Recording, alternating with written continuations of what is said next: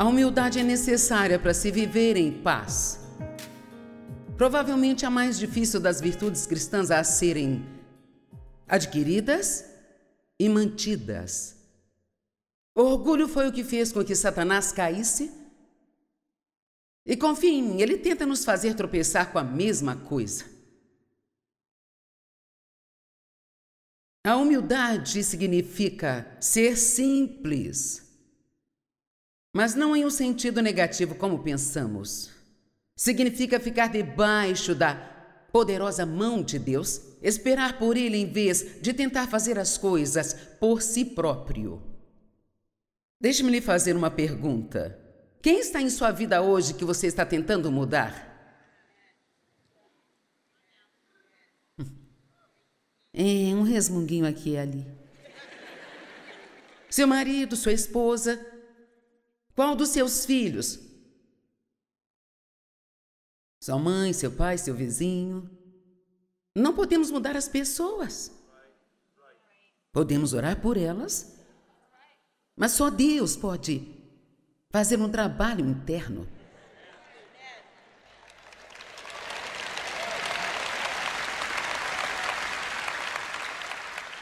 E Dave, ele sempre gosta de lembrar as pessoas, quando você começa a orar por alguém, realmente orar sinceramente por alguém, primeiro, nunca peça a Deus para mudar a outra pessoa sem primeiro pedir-lhe para mudar você.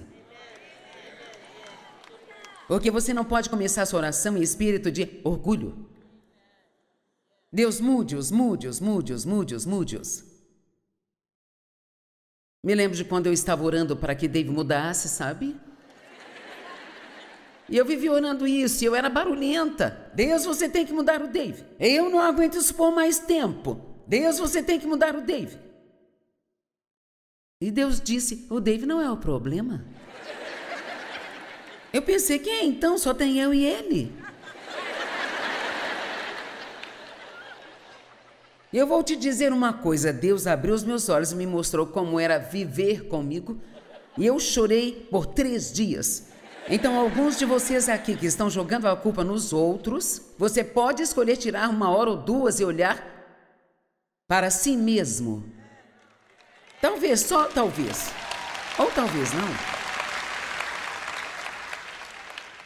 É fácil culpar todo mundo por nossos problemas, sabe? Tudo é sua culpa, sua culpa, sua culpa. Bem sabe, eu não agiria assim se você não agisse assim, assado. Mas cada um de nós é responsável por nosso próprio comportamento, não importa como o outro haja. Amém? Deixe-me dizer mais isso também. Pare de colocar nos outros a responsabilidade pela sua alegria. Vamos. Você não está me fazendo feliz.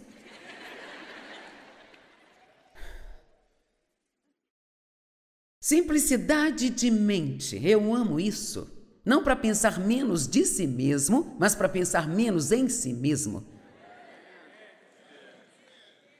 Vou dizer isso de novo.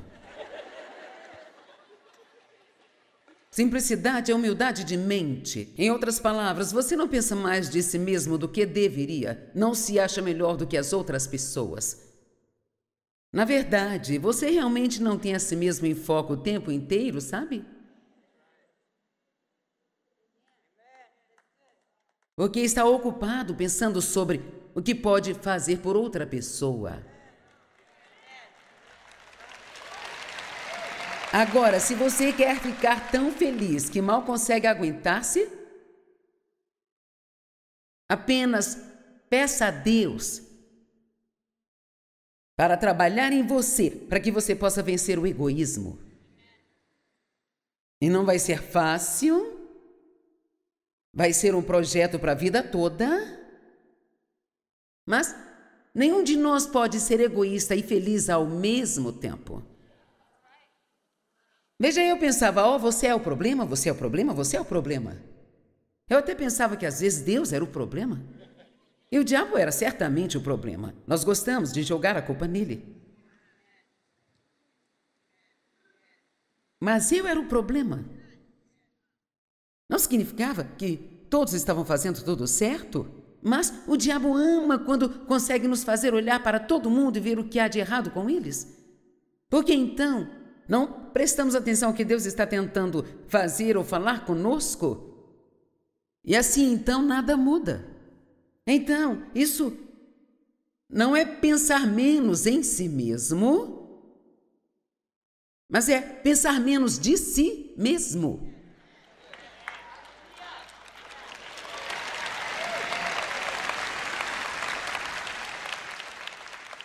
Meu Deus, nós nunca nos cansamos do nosso eu.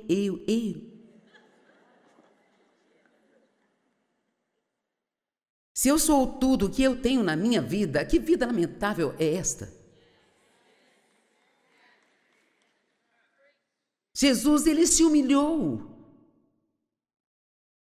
Sabia que quando ele lavou os pés dos seus discípulos, não havia mais trabalho que fosse mais humilde do que esse?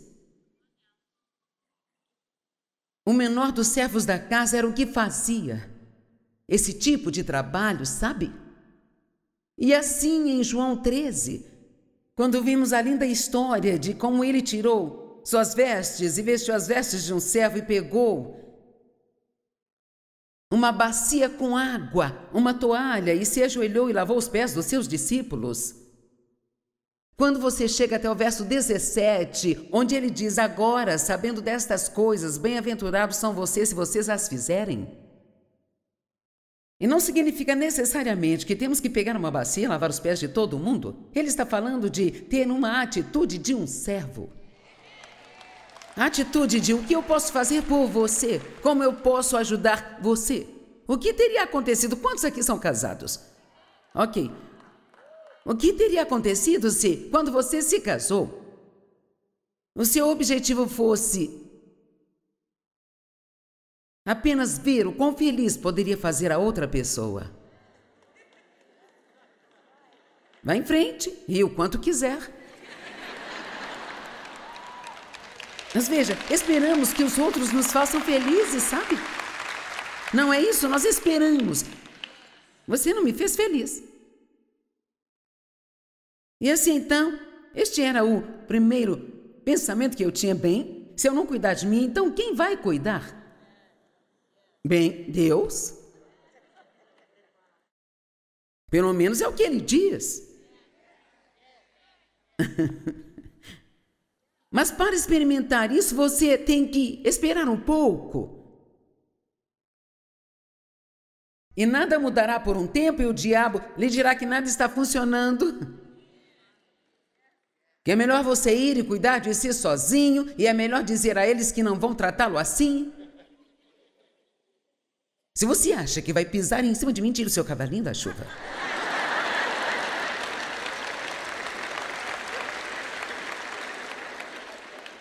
Porque, sabe, eu sou importante demais para você me tratar assim.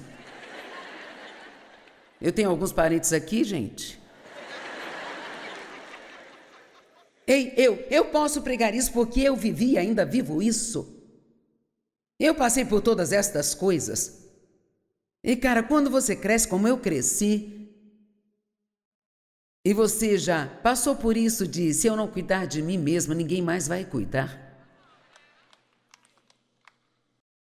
Eu não confiava em ninguém, especialmente nos homens. E então você se casa, e em seguida você leva a Bíblia a sério e você se depara com estas escrituras que dizem que a esposa, ela deve se adaptar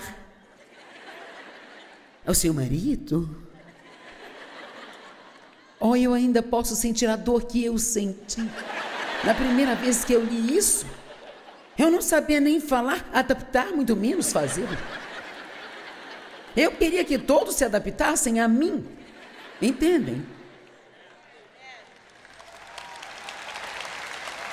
É tão doloroso abrir mão e confiar em Deus para cuidar de você.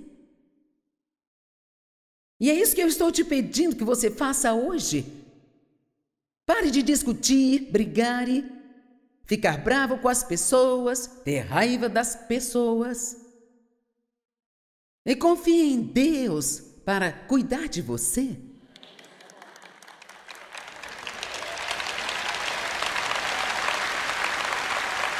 Quando você sentir que alguém te maltrata, acredite no que a Bíblia diz, que eu sou o seu vingador.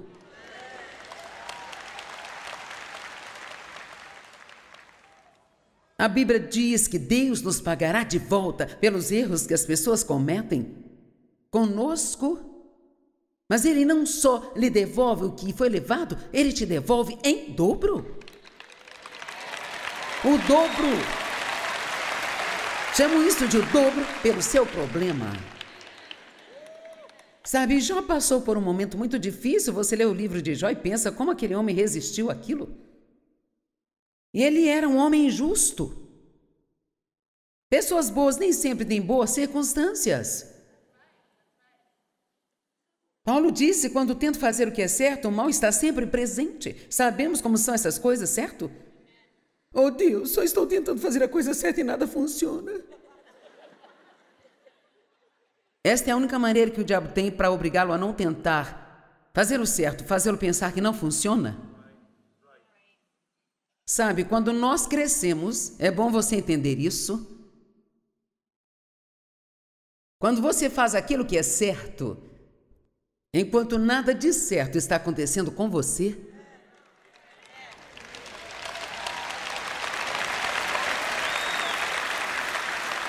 vamos lá. E você está tentando crer que Deus cuidará de você, e você espera e espera. Espera e nada acontece. Apenas espere, porque se você esperar em Deus, oh, queridos, deixe-me lhes dizer, quando Deus decidir se mover, sabe, você vai viver favor e bênçãos e portas abertas.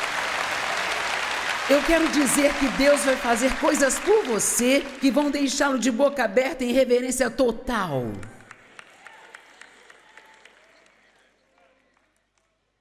Deus abriu portas para mim neste mundo que simplesmente não fazem sentido algum, sabe? E assim, então, como nós nos humilhamos, lançando o nosso cuidado em Deus e acreditando que não importa o que alguém faça conosco ou que estejam nos maltratando, que Deus cuidará de nós e que Ele também vai cuidar de tudo isso. Agora, não estou falando de deixar alguém abusar ou bater em você ou esse tipo de coisa, não é isso que eu estou dizendo. Não tiro o que estou dizendo de contexto. Obviamente, Deus não vai querer que você deixe alguém bater em você, mas estou falando de todas as coisas comuns que acontecem na vida de todo mundo e não sei sobre você, mas finalmente me cansei de tentar cuidar de mim mesma. E assim eu decidi me aposentar do autocuidado e dar uma grande festa. Eu ensino que devemos cuidar de nós mesmos, mas estou falando de não se preocupar com a forma como o mundo nos trata e o que pensam de nós, toda essa bobagem. Quantos aqui entendem que podem ter muito mais paz em sua vida se você parar de tentar impressionar todo mundo e se importar com o que pensam de você?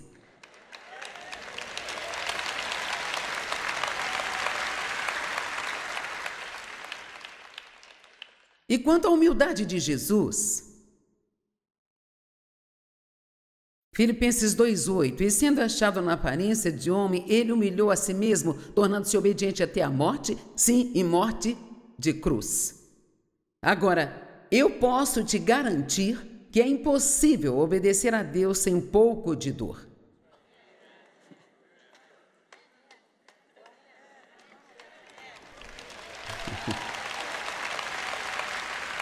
Porque quando Deus coloca no nosso coração para fazer algo que não queremos fazer, cada pedacinho desta carne que nós temos grita. Então, quando a Bíblia fala de sofrimento, ela não está falando de sofrer desastres e coisas terríveis que não deveriam acontecer com você. Ela está falando sobre, sabe, quero dizer, nós não sofremos exatamente quando Queremos falar algo tão feio que mal conseguimos aguentar, mas sabemos que o Espírito Santo está nos dizendo: shh. E nossa carne fica assim. Estão me entendendo? Sabe, na verdade, não são todas as grandes coisas que nos colocam em problemas, são aquelas pequenas coisas que acontecem em casa a portas fechadas.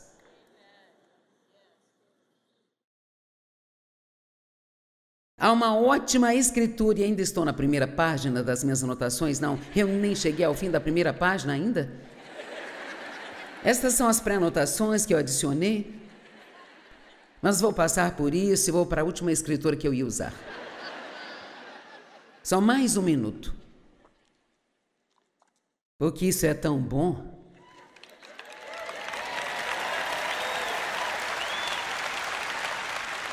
Ok. Em Tiago, capítulo 3, ele fala sobre como a contenda abre a porta para a rebelião. Verso 14 de Tiago 3. Vamos começar no 13. Tiago 3:13 na Amplificada. Quem há entre vocês que é sábio e inteligente? Então que ele, por sua nobre vida, mostre suas boas obras com uma discreta humildade que é o atributo apropriado da verdadeira sabedoria. Mas se vocês têm ciúme amargo, inveja e contenda, que são brigas, rivalidade, ambição egoísta em seus corações, não se orgulhem dessas coisas, desafiando a verdade. Esse tipo de sabedoria não vem de cima, mas ela é terrena e diabólica. Verso 16. Vocês se perguntam por que têm filhos rebeldes e eu vou lhes responder.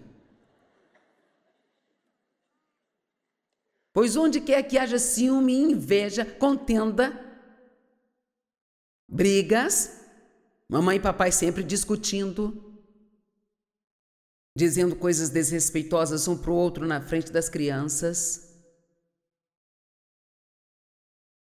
ou no telefone para alguém. Rivalidade e ambição egoísta, também haverá confusão, agitação, desarmonia e rebelião, e todo tipo de práticas malignas e vis. Filhos não são criados para viver em casa ouvindo seus pais o tempo todo. Eles querem saber que vocês se amam, pois isso lhes dá confiança quando sabem que vocês se amam.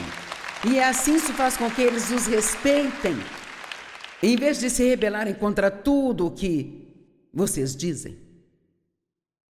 Eu sei que estou servindo um belo jantar aqui hoje, como o máximo que puder, e eu prometo que haverá mais disso amanhã.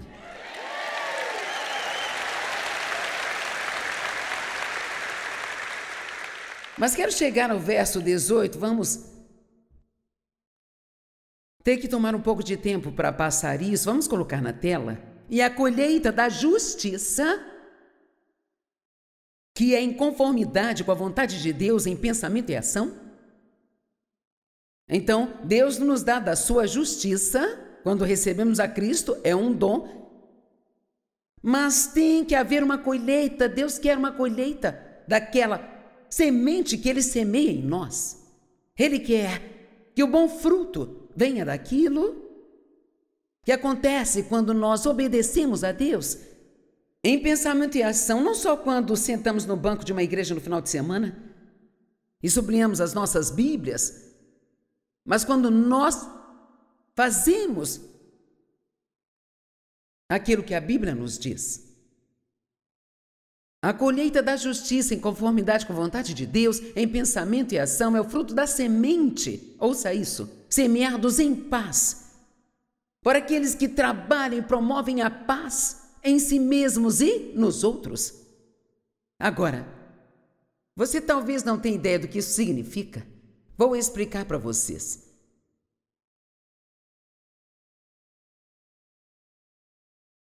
Se você vem à igreja ou vem a esta conferência, quando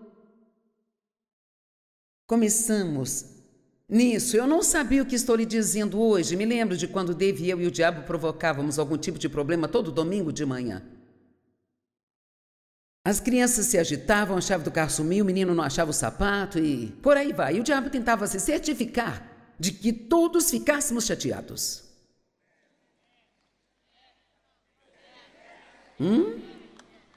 E isso é porque ele quer que, mesmo que você vá à igreja, ele não quer que você chegue lá e tenha paz. Porque se você não tiver paz, você não vai absorver nada do que você ouvir. Então aqui diz que a semente da palavra deve ser semeada em um coração de paz por alguém que trabalha e promove a paz. Então, tenho que chegar aqui em paz. Você tem que chegar aqui em paz. E não importa o quanto sorrimos e dizemos louvado seja o Senhor, é a condição do coração que importa. Eu me lembro de ficar na primeira fileira cantando as músicas bem alto. É fácil, as palavras estão ali, você pode só cantá-las, sabe? E eu parado ao lado do Dave pensando, enquanto cantava tudo, entregarei, pensando, se ele acha que eu vou cozinhar qualquer coisa para ele hoje, ele vai morrer de fome. Porque tudo que ele faz é jogar golfe e me deixar fazer todo o trabalho. Eu trabalho e ele joga e as crianças brincam. E quanto a mim? Me lembro de quando Dave e eu discutimos até chegar à igreja e a primeira pessoa que víamos... Oh! Paz do Senhor! Oh, como estão? Graças a Deus estamos bem. Se ele acha que eu vou cozinhar qualquer coisa para ele comer, ele vai esperar sentado. E entrava no carro e discutimos até em casa e depois me perguntava por quê. Não estamos sendo abençoados. Afinal, nós estamos dando dízimo.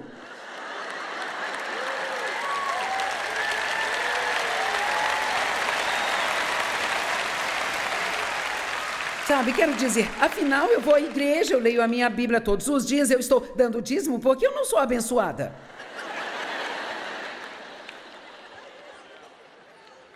Porque tem contendas. Está bravo com 10 pessoas. Alguns aqui até vieram com alguém com quem você está bravo. Eu não vou pedir para levantar as mãos.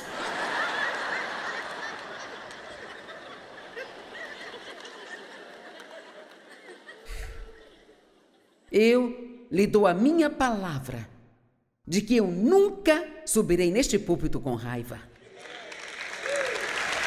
Nunca. Não importa quanto orgulho eu tenha que engolir, quantas pessoas tenham que pedir desculpas, eu não vou subir aqui assim.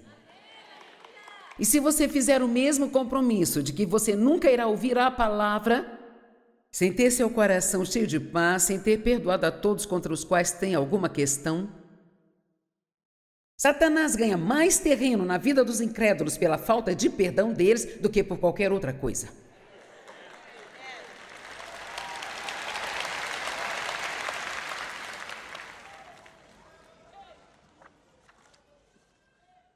De volta ao início.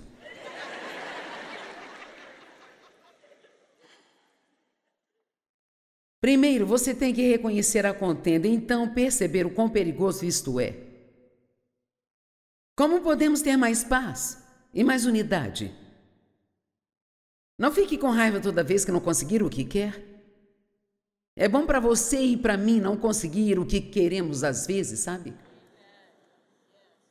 É bom que os seus filhos não consigam o que eles querem o tempo todo.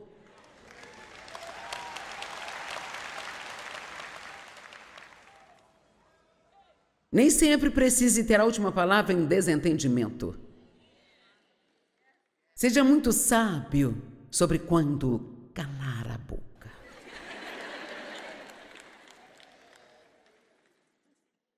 Sabe quando os decibéis das vozes chegam a um certo nível? Isto é uma pista.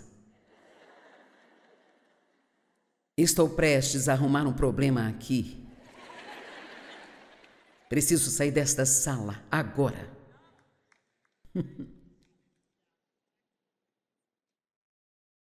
Esteja disposto a admitir que pode estar errado, mesmo que não ache que esteja? É difícil até pensar nisso, não é?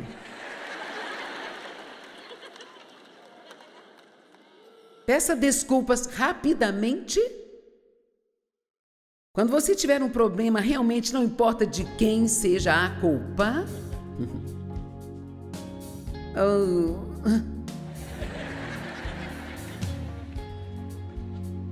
A paz vale muito mais do que estar certo.